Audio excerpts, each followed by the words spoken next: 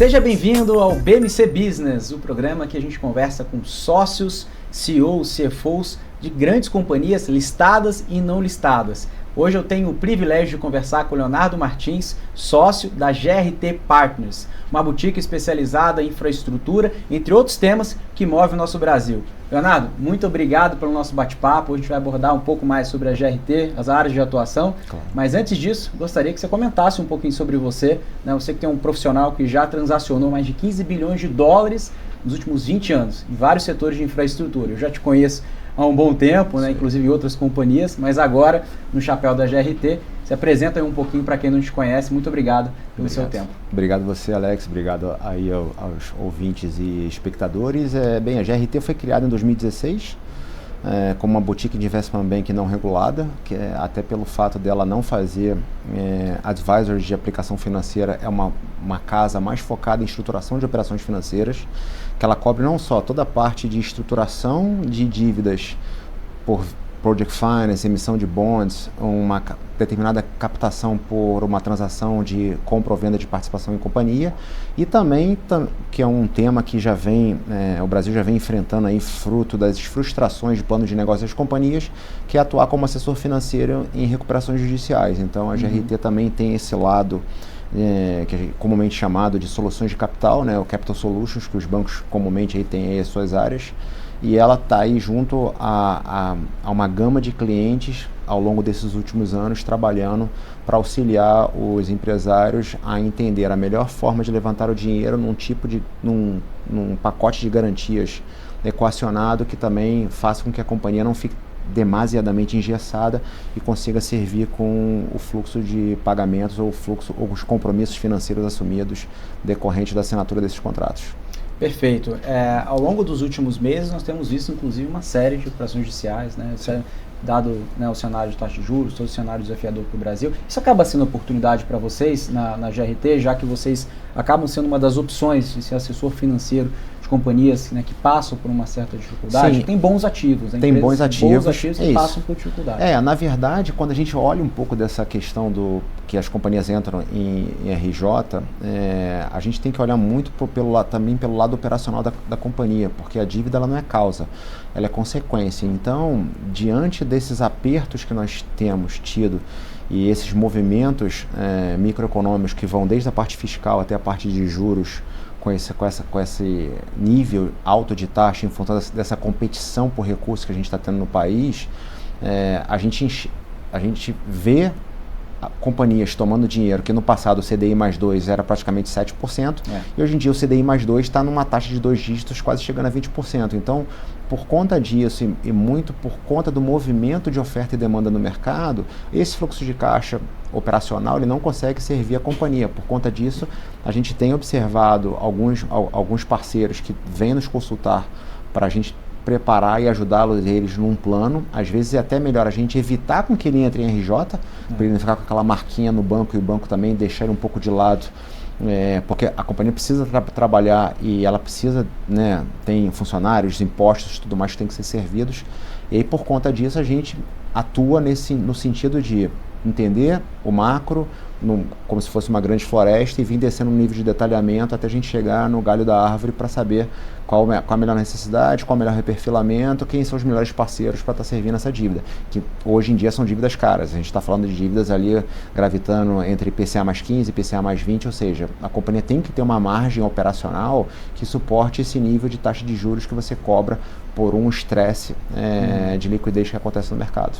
Nesse stress test aí que você acaba fazendo um valuation para ver a viabilidade financeira da companhia na perpetuidade, creio que nesses desafios vocês acabam achando oportunidades que você estava acabando de dizer. Isso. Mas aí, se traduzindo por alguns cases, né? Claro que você talvez não consiga falar nomes, mas a gente consegue observar que cada vez mais os bancos, né, têm o seu papel, né, dentro desse ecossistema, mas acaba ficando um pouco limitado. É isso que eu quero chegar nessa pergunta. Ou seja, o banco talvez ele não consiga atender tão bem um determinado player, não só talvez pela expertise, mas talvez pelo tamanho do bolso, talvez também por questões de acesso financeiro, além do óbvio, acho que você poderia explorar um pouco isso. Né? O que vocês estão fazendo de estrutura lá fora, que vocês conseguem sair um pouco do convencional aqui. Quais são as ferramentas? A pergunta seria, quais são as ferramentas, além das ferramentas usuais? Para quem está acompanhando aqui o programa, tenho quase certeza que já está acostumado com o instrumento financeiro tradicional, né, para quem é no mercado de capitais. Sim. Mas o que vocês estão trazendo também de opcionalidades nessa caixa de ferramentas? Vamos segregando, fatiando um pouco desse problema. Na parte agrícola, hoje, se a gente for olhar, 30% do PIB hoje do brasileiro, ele vem do setor agrícola. Só que você tem, assim, vamos separar isso em grandes grupos e grupos ainda não profissionalizados. Perfeito. Os grandes grupos já têm a sua própria estrutura, já têm a sua própria governança implícita, então eles já têm acesso ao banco, eles têm o relacionamento, eles estão ali no dia a dia entendendo como é que estão as coisas. Só que, por outro lado, você vê ainda muito produtor rural grande, que se você for entender um pouco da estrutura de governança e como eles estão trabalhando, tem muito produtor rural hoje que opera ali na pessoa física. Então você levar um pouco dessa, não é uma sofisticação, mas você organizar a casa dele para entender como que você, através de um CNPJ, você consegue segregar os ativos por tipo de produção, por tipo de commodity e entender como que essa commodity ela é verificada no mercado, ou seja, tem commodities hoje que os produtores utilizam que são commodities que são negociadas em bolsa, né, bolsas de futuros aqui no exterior. Dependendo da quantidade que ele faça, se ele for um player interessante, você consegue viabilizar instrumentos de alavancagem, tendo não só a commodity em si, mas também um ativo que produz essa commodity para você poder servir ela como um dos pacotes de garantia da operação.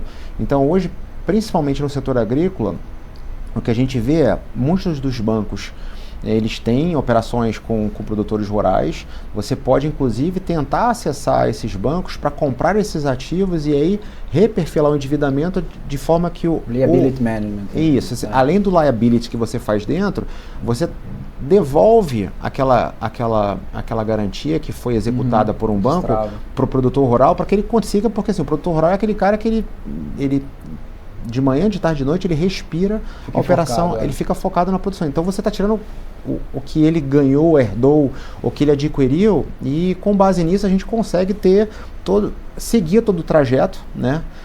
Acho que não tá, o problema hoje de reestruturação não está só focado no produtor rural, você também tem toda a cadeia de insumos que, por conta dessas variações de moeda e de juros, elas impactam alguns deles. Estão entrando... empresas listadas aí, né, que acabam passando por grande dificuldade. O hedge é uma ferramenta que você tem que entender o que, através de uma estrutura de balanço, né, que é um ativo passivo, como que você consegue definir mitigar aquele exposure. Assim, não existe a mitigação perfeita. A mitigação perfeita é quase que você criar uma tesouraria proprietária para você operar o futuro do ativo, as opções do ativo e as letras gregas do ativo, para você ter sempre a oscilação de 1 para 1 do hedge. Eu faço isso porque no passado eu fazia isso, era meu dia a dia no trabalho para quem entra, para os dois donos de conglomerados para quem eu trabalhei. Então, você transacionou bilhões ao longo do mundo inteiro. E então, assim, a gente tem que entender um pouco da mecânica de mercado. Só que isso você também, por outro lado, não é só você olhar a questão da dívida, da alavancagem, do derivativo. Qual é o custeio? Como é que a operação está sendo custeada? Quais são os impactos que você tem de indexação em cima do teu custo para você justamente montar a equação de exposição de capital para que você consiga efetivamente hedgear o teu exposure via hedge fluxo de caixa, via hedge de balanço ou via hedge direcional mesmo para um endividamento, se você está descasado em moeda real contra dólar, você poder travar o fluxo de caixa, porque no final das contas você gera um impacto de variação cambial no teu balanço, que é um efeito sintético, não é um efeito caixa. As auditorias, por sua vez, muito em função aí das melhorias que a CVM pediu há alguns anos atrás para começar a criar os cenários de estresse, em que você tinha que agregar estresses em cada indexação que você tinha para as exposições derivativas contradas. Então, assim, você veio modernizando a forma com que os CFOs e os DRIs, eu me coloco porque eu já fui CFO e DRI de companhia aberta, de como que ele se comunica com o mercado a cada trimestre via as demonstrações financeiras. Então, tudo isso tem um impacto e impacta também o lado interno da companhia dentro de casa, que é o planejamento financeiro, que você tem que ter bons modelos, bons cenários, ter aquela conversa não a cada trimestre com o conselho, mas está próximo do conselho, porque o conselheiro não é aquele cara que ele putz, daqui a 3 meses a gente vai falar. Não, tem a proximidade que normalmente os CFOs têm que ter com o conselheiro, ela é de grande valia, porque você traz ele para a operação, não que ele vai ser o seu escudo, mas você consegue ter trocas não só com ele, porque ele é representante, ele pode ser representante minoritário, como pode ser representante acionista.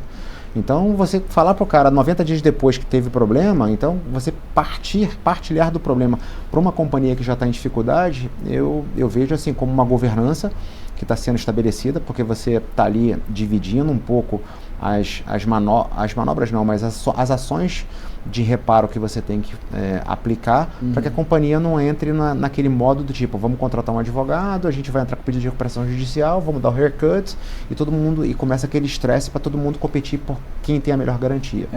O famoso ficar apagando incêndio. É isso. Né? Aí chega dos últimos ali das consequências, não tem muito o que fazer. Vocês atuando em vários layers, né, várias camadas para evitar, né, a empresa, como a gente comenta, né, ativo bom, mas a empresa talvez não está tão bem preparada. É isso aí. A pergunta agora, você estava falando sobre governança corporativa e eu queria levantar essa bola contigo, Léo. Tá bom. Governança é um tema que cada vez acende interesse por parte dos empresários, para quem nos assiste, por parte dos investidores. Sim. Eu, como parte aqui de investidores também, que olho muitas empresas de capital aberto, principalmente, as companhias têm investido muito em governança corporativa. Governança você não tem que praticar, você tem que exercer a governança. Então você tem que vestir a camisa da governança, né? A governança hoje em dia, quando você está entrando muito aí na questão de conselho fiscal ou até no conselho de administração, vai muito do que você tem a agregar, né? O cenário dos tempos ali de 2004, 2006 que eu vivi, você tinha uma liquidez danada, muita operação de mercado de capital aberto, eu participei de pelo menos algumas emblemáticas no mercado nesse período, depois para um outro controlador de grupo, eles avaliam muito a sua bagagem, o que você agrega, e com esse movimento de aprimoramento que o mercado teve, é sempre bom você ter conselheiros que já, como eu brincava com a turma, com as pessoas que trabalham na minha equipe, você tem que saber se o cara sabe correr de cabeça para baixo.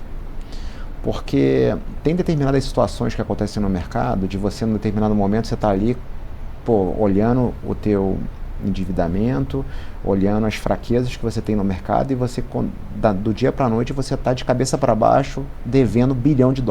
Uhum. Então, se o cara não for experimentado e não tiver, não ser aquela voz que fale, galera, temos um problema, vamos correr atrás, vamos começar a resolver. Então você tem que saber fatiar como que você vai atacar esse problema, porque justamente, se você fizer de qualquer abangu, como a gente fala lá no Rio, pode dar um problema na governança. E como hoje você tem diversos atores, né, stakeholders que olham, minoritários, CVM, associações de investidores minoritários que colocam lá o seu dinheirinho naquela ação, acreditando que aquele plano de negócios vai dar certo e por um determinado momento assim que depende de cada situação, a companhia entra em colapso ou numa situação de estresse financeiro, você tem que saber por aonde você vai seguir, sempre respeitando a governança, porque a partir do momento que você começa a não entregar o que normalmente você espera de uma governança, olhar quais são as ações que você tem que tomar em conselho, definir um critério para um comitê financeiro, o que esse comitê financeiro, qual o papel dele, o que ele vai fazer, quem são os advogados, se vai ter algum comitê jurídico. Então você começa a criar cadeias de informações e de ações, ou seja, o famoso plano de ataque, porque são situações que, dependendo da falta de informação que você tenha com o banco, você pode se sentir prejudicado. Você pode ser prejudicado numa renegociação de dívida, mas hoje em dia os bancos têm acesso a praticamente tudo e entendendo um pouco da dinâmica de uma dívida grande, todo mundo está sabendo o que está acontecendo e vez por outra é papel do CFO e até do próprio conselho conversar com os participantes de mercado para falar, olha, companhia, obviamente respeitando as divulgações de resultado, tornando essas informações públicas, você explicar o que está acontecendo. E através dos cenários que você coloca nessas reuniões de conselho e nos releases de resultado, você consegue, de uma certa forma, uniformizar o que você está vendo dentro de casa. Então isso é importante e isso é um critério importante de governança que você tem que seguir. Porque respeitando todas essas caixinhas, você evita ficar tomando porrada nos momentos que você não precisa estar tomando porrada. Uma bússola ali, né? Um direcionador. É um direcionador. Voz de experiência. Isso. Então você tem que ter experiência. Quem já passou sabe. Né? É aquilo. Se você não... eu vou indicar um amigo meu que vai para o conselho, não sei o quê. Tá bom, já ouvi isso. Mas hoje em dia, dependendo do tamanho da companhia e do teu histórico... Por isso que principalmente os membros independentes contam muito, né? Exatamente. Principalmente tira o viés da família, da controladora. Principalmente na parte financeira, de estruturação de dívida.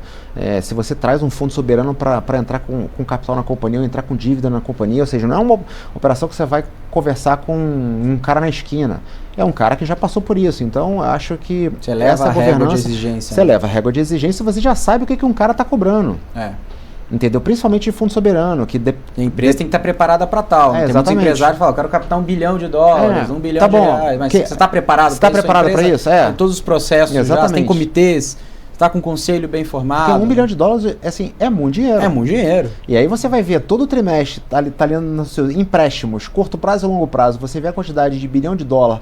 Pô, será que eu tenho que fazer o hedge? Eu não fiz o hedge, eu tomei esse dinheiro em reais, eu tomei esse dinheiro numa moeda estrangeira. Como é que a gente faz isso?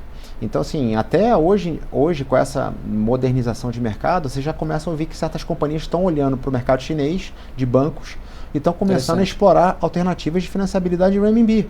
Por quê? Você hoje tem, obviamente, todas as estruturas de dívida que você pode fazer no mercado brasileiro, as debêntures incentivadas, que é um instrumento que todo mundo conhece, todo mundo tem acesso, os fundos são grandes investidores, os fundos locais brasileiros são grandes investidores nisso, os fundos estrangeiros também, só que você tem o mercado de bond americano, o Reg S 144A, que tem uma certa simbologia no que diz respeito a processos que você tem que seguir perante a lei americana para você olhar endividamento, mas alguns dos nossos clientes também já começaram a nos provocar para a gente começar a vislumbrar as estratégias de financiabilidade na China, trazendo esse recurso em renminbi e swapando ele para reais. Por quê? Porque você começa Isso consegue ser feito nos Estados Unidos ou não? Não, isso não consegue fazer nos Estados Unidos. Você tem que olhar os bancos chineses, entender a financiabilidade chinesa, obviamente, tendo algum flavor chinês, ou seja, a empresa está comprando algum equipamento chinês que vai estar trazendo o operacional para cá, e aí tem alguns instrumentos de dívida que você pode, via curva de juros de derivativos offshore, você trocar os indexadores e ficar devendo em reais. A gente tem estudado isso para 2 clientes nossos, né, do setor elétrico, até porque a gente vai ter aí nos próximos 10 anos um pouco mais, quase que R$500 bilhão de investimento em geração, distribuição e transmissão. Na gama de fornecedores, você tem os fornecedores óbvios para as térmicas que vão entrar aí no ciclo de leilões agora para o setor elétrico brasileiro a partir de março desse ano. Só que, por outro lado, você começa a entender um pouco de como esses equipamentos são montados. Se você começar a ter assemble desses equipamentos na China, você pode tentar buscar um financiamento na China em renminbi e com algum banco que tenha presença na China, mas que seja de uma plataforma global, você tentar buscar o swap, ou seja, a troca de indexador do renminbi para o reais. Só que você, hoje em dia, a questão para esse tipo de operação é que você não tem ainda, como você vê no mercado americano, as curvas muito longas que você tem, nem nas curvas perpétuas. A curva é mais curta nesse caso. A curva é mais curta. E para um projeto de infraestrutura de longo prazo? De longo prazo, você tem que tentar fazer o que a gente chama de montar os legos. Para cada exposição, você vai tentar criar uma financiabilidade que, no final das contas, no somatório, o somar produto, duration contra dívida e custo, você tenha um preço melhor que não afete a margem operacional da companhia e que te traga retorno no final, não só para o projeto, mas também para o acionista. Então a gente tem buscado isso porque hoje no mercado chinês você para nos 7 anos de swap de renminbi para reais. Você não tem uma operação de 20 anos. E aí a pergunta eles conseguem fazer em 7 anos?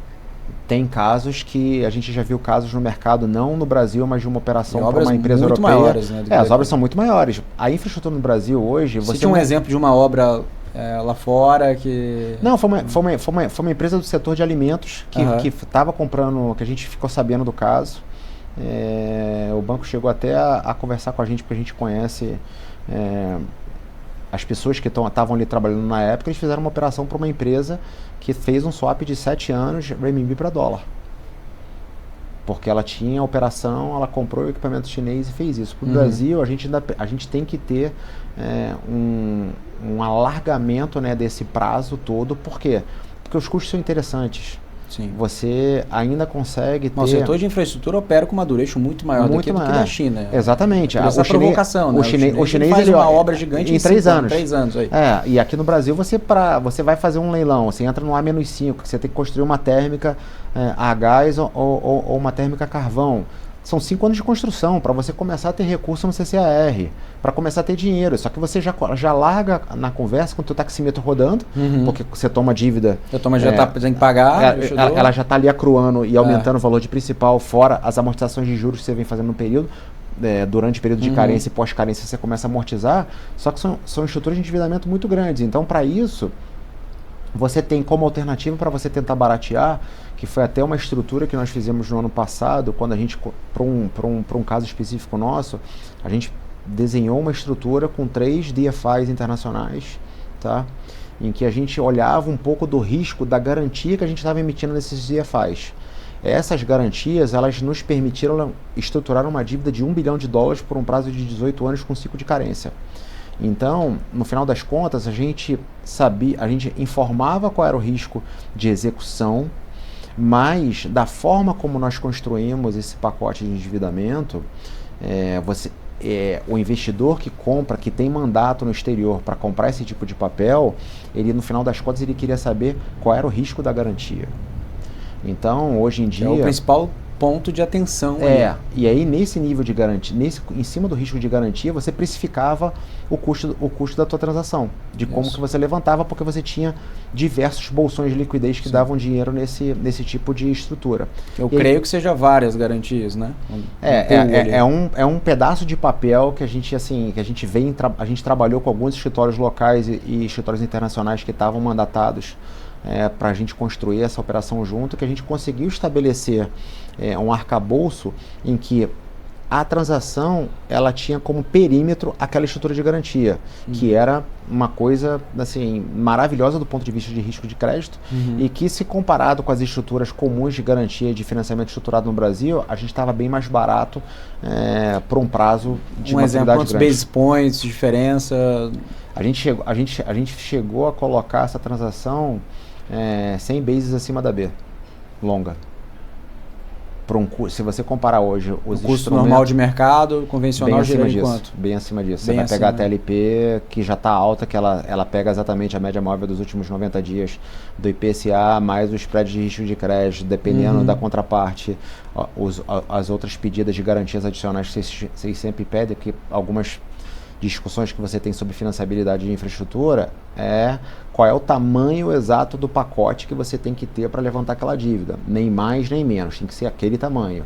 Só que, diante de alguma incerteza ou de algum cenário de restrição de crédito ou de alguma estruturação jurídica, às vezes você começa a dar mais garantia do que provavelmente você precisa, e isso impacta o custo de execução para você colocar aquela operação de pé. Então, uma das coisas que a gente traz pela GRT é justamente tentar chegar numa forma em que o que a gente está emulando ali no Excel, numa estrutura de garantia que comporte aquela estrutura de endividamento que a gente está trabalhando, para que a gente faça o que é necessário. A gente não dê nem a mais nem a menos, porque quanto mais garantia você dá... fluido aquilo que você modelou. Exatamente. A ideia é ela fluir, só que para isso você precisa ter... tem que ter a cabeça, ideias, para você pensar um pouco fora da caixa e começar a fazer as estruturas. Exato, aí é onde entra a experiência, né? Isso aí. O Excel aceita tudo, mas é onde você já vivenciou, já fez, já conhece o sócio, já conhece a operação, já tem know-how, fica cada vez mais próximo o planejado do executado. É isso aí. Então ele fica ali bem tênue, né? É isso aí. Bem linear, por assim dizer. A ideia não passa surpresa, ninguém quer ter surpresa. Ninguém fala assim, putz, eu não vi isso aqui, não, mas eu não tenho isso aqui. Tem que aportar capital, tem que ter outra chamada de capital. Porque essa estrutura pra gente ficou assim, evidenciada que era um Project Finance non-recourse, então a gente fez um Project Finance non-recourse. A gente não fez um corporate finance, que é você olhar o balanço da companhia, o cara dá uma fiança em cima do balanço e você faz. Cara, isso aí não é financiamento estruturado. Você está olhando o risco de crédito da companhia. A gente estava fazendo um corporate finance, um project finance, desculpa, não recourse. Você vai ficar de pé e tudo mais. Interessante, Léo. Então, para a gente continuar esse bate-papo para falar sobre infraestrutura, os principais temas que norteiam esse tema, eu vou chamar para um intervalo rapidinho. Voltamos em breve com o Leonardo Martins, da GRT Partners. Daqui a pouquinho, voltamos em breve.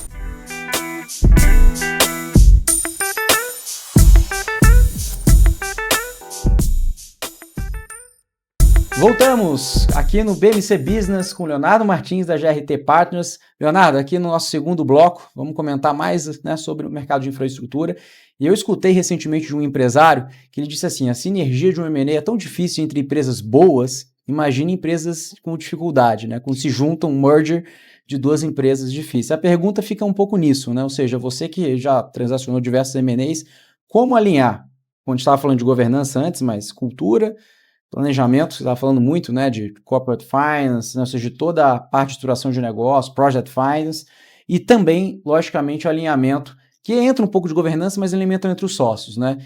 Como que traz uma convergência nisso? Nós vimos vários casos recentes na Bolsa, por exemplo, empresas que fizeram merger, de duas empresas boas, que eram saudáveis, de balanços, né, saudáveis, que juntas acabaram tendo um déficit, acabaram perdendo margem, acabaram aumentando a alavancagem, e a gente vê aí grandes nomes, né, CEOs que têm anos de experiência, conselhos robustos, mas enfim, entra o cenário macro, mas tirando o cenário macro, o que acontece? Não vou dizer que é uma fórmula mágica, que nunca existe uma fórmula mágica, mas qual que seria o cerne dos problemas que você vê em relação aos mergers?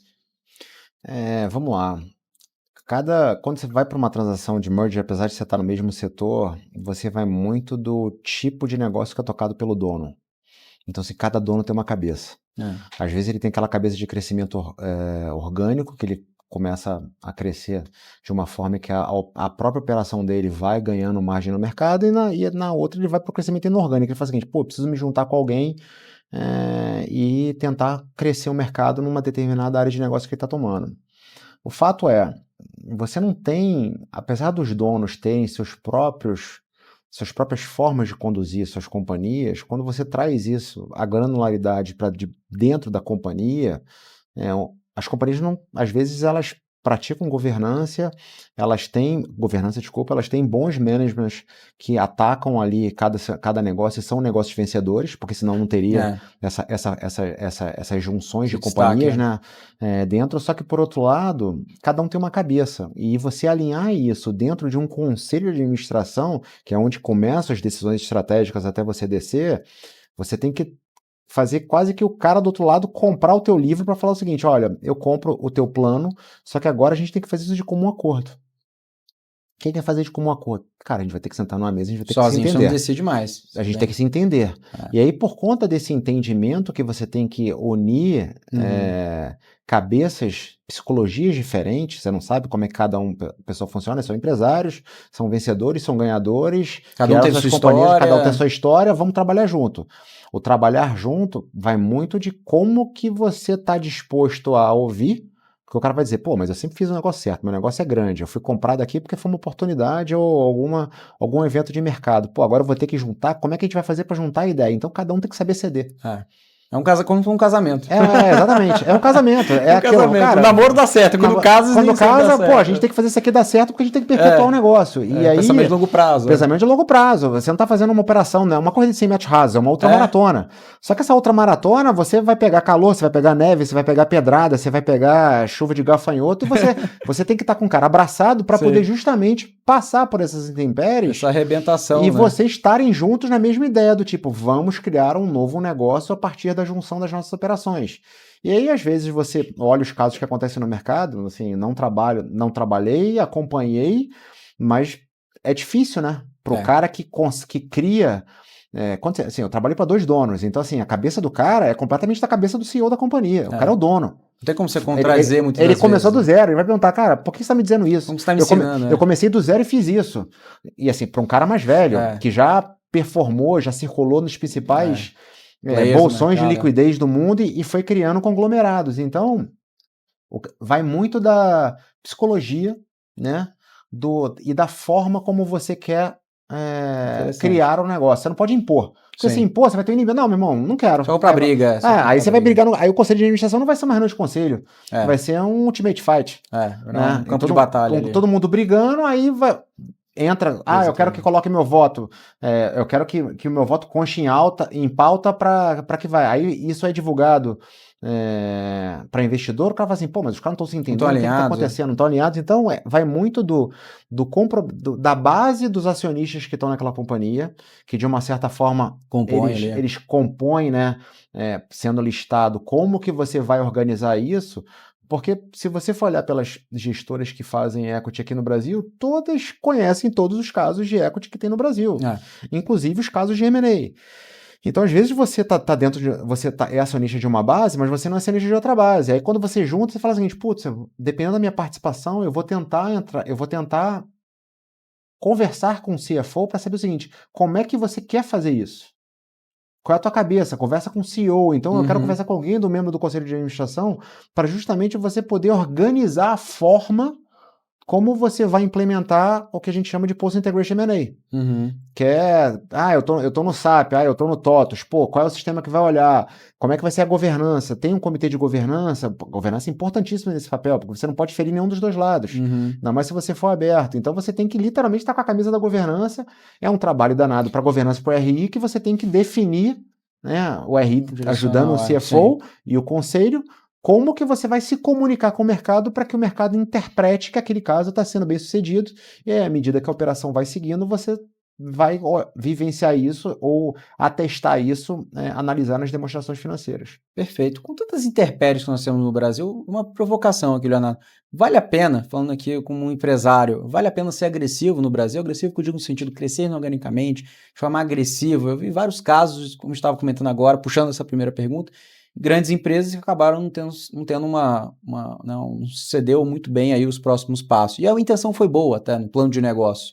Então a pergunta é essa, vale a pena ser agressivo no Brasil ou justamente para quem é mais conservador? Que até por parte dos investimentos é muito isso, né? Tem essa aqui discussão que é um pouco apartada, que não entra aqui nessa discussão, que a gente está falando de empresariado, mas entra na discussão mesmo de renda variável entre renda fixa, né? Eu tô tomando uma vol ali, no final do dia o rentista ali, no compounder ali tá ganhando mais. E aí a provocação é, o empresário para comprar outro player, fazer M&A, integrar, tanta dificuldade, está falando tantos desafios para aquele que está ali organicamente crescendo.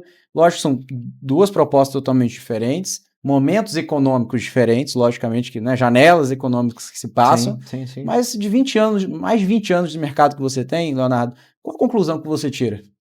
A conclusão que eu vejo é o seguinte, não dá para você ser aquele cara que vai estar ali querendo dar murro em ponta de faca, mas também você não pode ser muito passivo.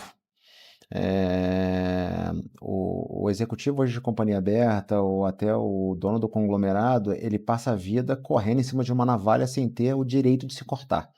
Por quê? Porque o Brasil ele vive de ciclos econômicos e vive de períodos de volatilidade. Tem períodos de bonança, que você vê uma enxurrada, como a gente vivenciou ali nos idos de 2004 até 2006, 2008, 2010, que era muito dinheiro no mercado, muita operação de mercado de capitais no mercado, e muita gente abrindo capital no mercado. Se você for olhar desse período, quantas empresas depois colapsaram e comparando o valor que abriu capital em bolsa, como que elas estão hoje, tem muita empresa que praticamente desapareceu.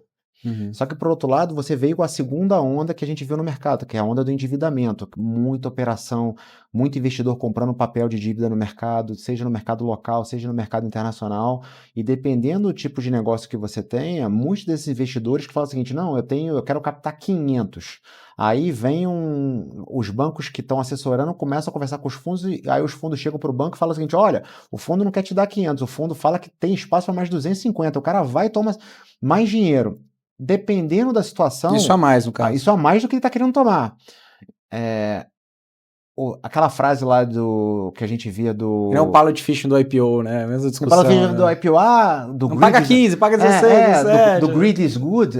Vamos dividir o retorno com os nossos investidores e vamos criar uma base. Assim, você tem que pensar que hoje em dia o Brasil, ele frente à participação no mercado internacional de equity, assim, são trilhões negociados por dia de dólares e a gente tem ali o nosso quinhão. Só que o mercado hoje está praticamente todo lá fora. E o mercado de endividamento, a gente tem um grande mercado de endividamento brasileiro, principalmente eu vi os dados, quase R$1 trilhão, né? A gente tem muita dívida e a gente vê até participantes de mercado querendo desenvolver isso, como foi o caso do BNDES, entrando em algumas transações de debêntures, né? Como forma de aumentar cada vez mais o bolsão de liquidez, que a gente vê isso, porque a gente está falando de operações de longo prazo que de uns momentos para cá elas começaram a ter a mesma indexação que os fundos de pensão, que tem que bater a sua cota atuarial, tem que comprar esse tipo de investimento. Então você começou a trazer mais participantes para o mercado e aumentar um pouco desse bolsão de liquidez. Então o fato de você querer levantar uma dívida, você tem que saber aonde você quer chegar e como você vai chegar. Então você parte de uma premissa de planejamento financeiro, entendendo aonde você está nesse grande cenário, nesse grande quebra-cabeça, que se você tiver algum squeeze de crédito, que obviamente que seria os overshootings de juros e câmbio, dependendo do tipo de dívida que você tenha, você vai ter que conviver com aquilo ali.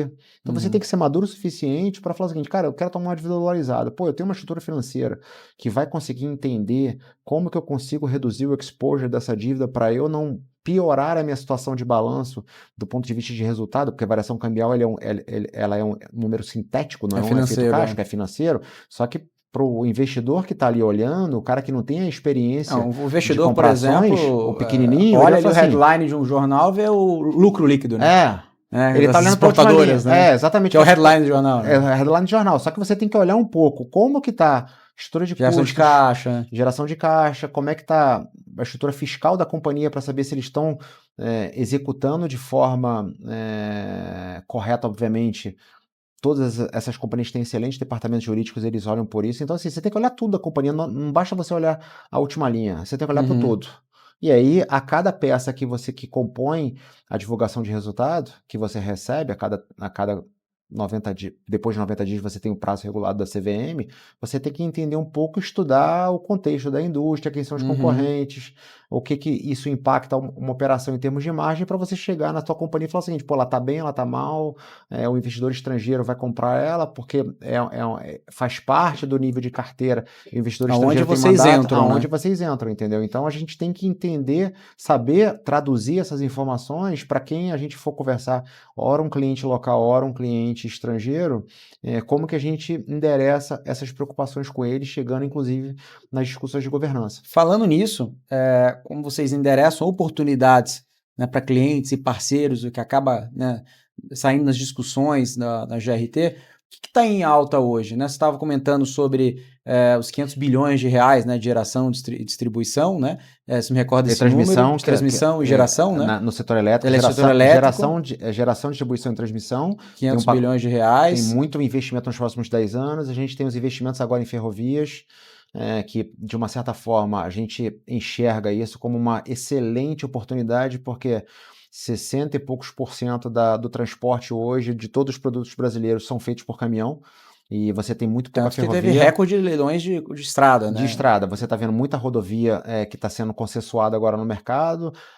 O Ministério dos Transportes, através lá do secretário executivo de transporte, o Jorge Santoro, ele está vindo conversar com alguns investidores no mercado. A gente tem participado de algumas conversas no que tange as discussões de ferrovia, que são conversas públicas, ou seja, eles chamam os investidores para darem uma olhada. A gente entende que essa é uma necessidade que o Brasil possui de aumento da capacidade, ou seja, os 20 e poucos % que são transportados nas ferrovias precisam subir para você ter ganho de escala.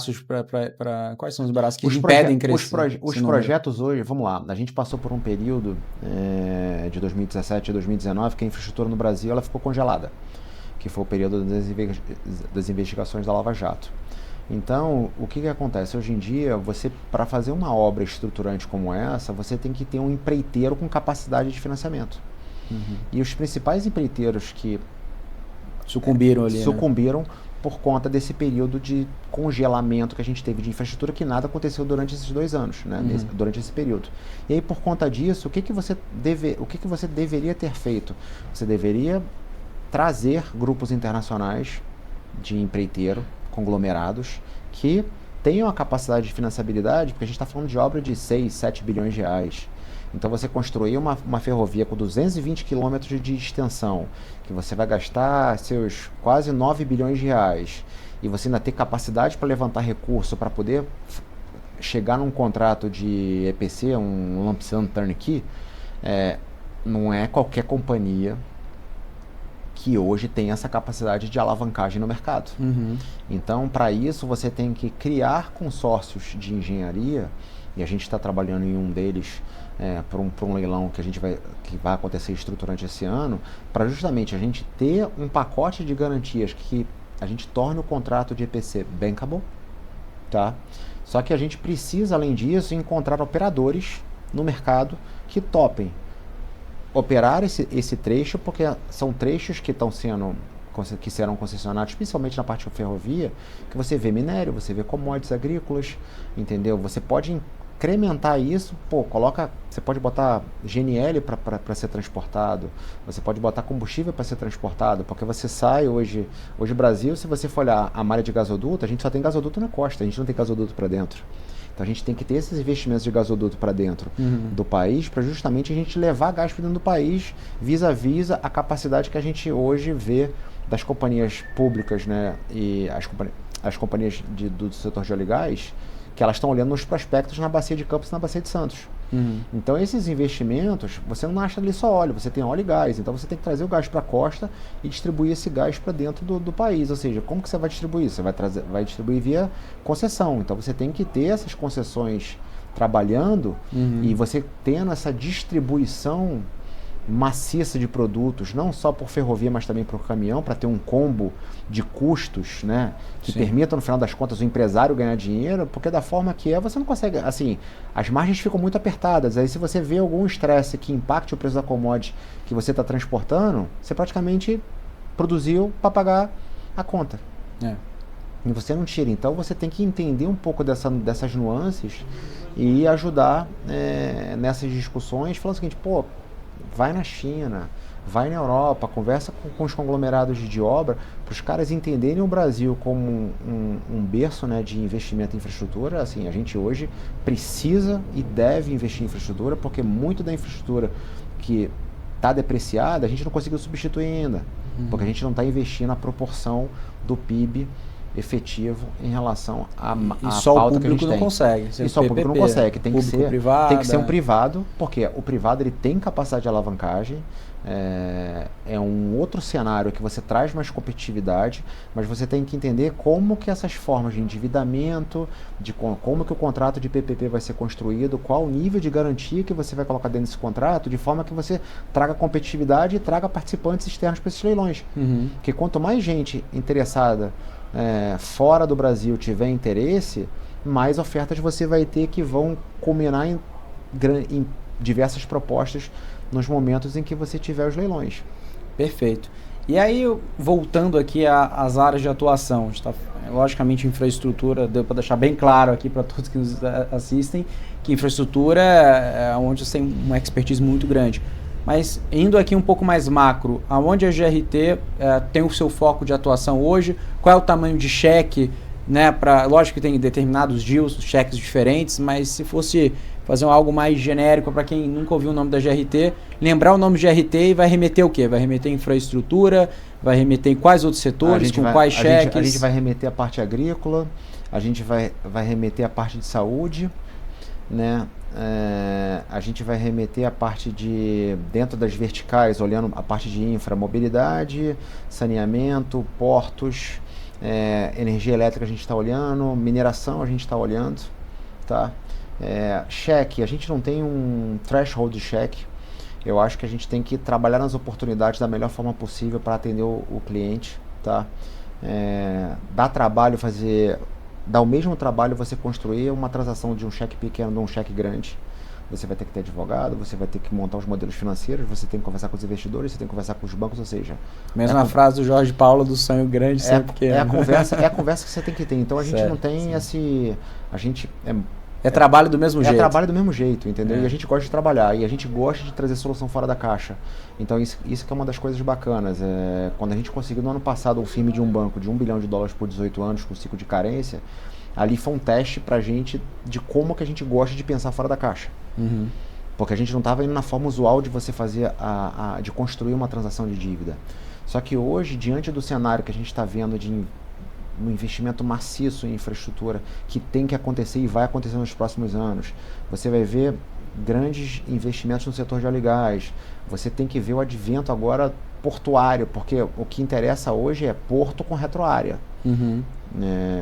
Não é um porto que tem uma área pequena que você não tem para onde crescer.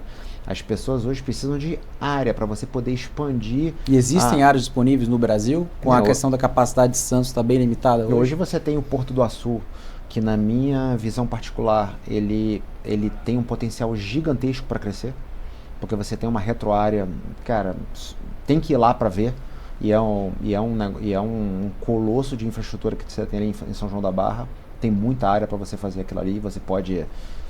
ali é um parque de diversões. Onde a maior parte do óleo, do petróleo brasileiro passa por lá. Você está a 120 km de distância de raio ali para os principais prospectos da Bacia de Campos, né? Você tem calado muito grande. Um calado muito grande. Você tem uma operação de minério de ferro que tem 425 km de mineroduto que sai de Minas, vem pelo aquele processo de lama, slurry, e você cai numa secadora que tem ali dentro do Porto do Açu, e você tem os navios, é o maior do mundo, você tem ali a negociação, né? Ou seja, o translado daquele minério de altíssima qualidade, o sistema Minas-Rio.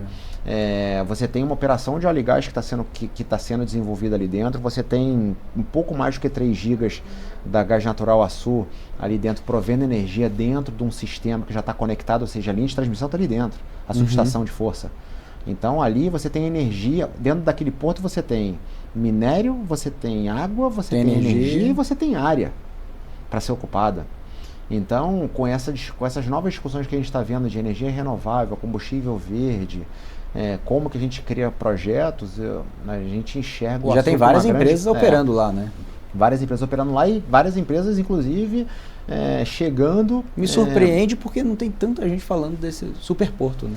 Cara, quando você vai... É porque o porto não é tão usual, né? Um porto daquele tamanho... Eu digo não o porto, mas eu digo quem não vive o assunto infraestrutura talvez não seja ali... Você tem que ir. A beleza do negócio que a gente chama do encantamento é você ir lá no Porto do Açu, se você for empreendedor, se você quiser montar uma operação de grande porte. Mas assim, hoje muito se discute a necessidade que você está vendo dessas grandes companhias de tecnologia de criarem data centers. Então assim, você olha para um pedaço gigantesco de terra que tem energia, que tem água, que tem acesso à subestação de força e que você tem rede de dados. Cara, você tem que pensar em botar um data center ali e você começar a criar. A gente está vendo isso agora ali em Pecém, que está sendo criado nos maiores, né? E tem outras oportunidades que a gente está vendo no mercado, que uma delas a gente está ali se aproximando para ajudar na discussão, para justamente tentar ver como que você estrutura isso, levando inclusive uma solução de engenharia.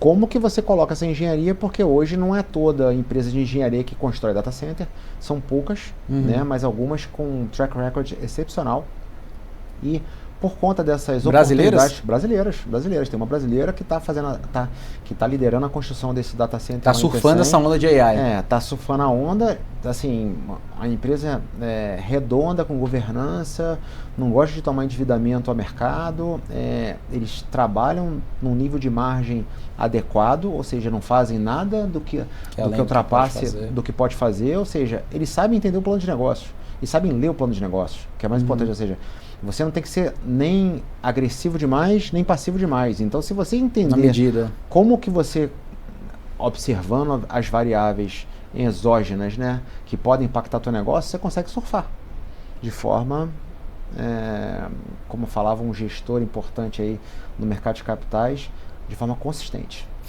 Você tem que ter consistência. Disciplina e consistência. É o nome do jogo. É o nome do jogo. E isso que denomina ali a GRT, né? Anos de experiência, vários profissionais com anos de experiência e com tantos negócios, né? E são negócios que às vezes não se conectam entre si, né? Você está falando aqui, por exemplo, data center. Anos atrás, creio eu, que data center, eu vou dizer, na história moderna sempre existiu. Sim. Mas o apetite está cada vez maior, logicamente, inteligência artificial, etc. Mas a discussão também é energia.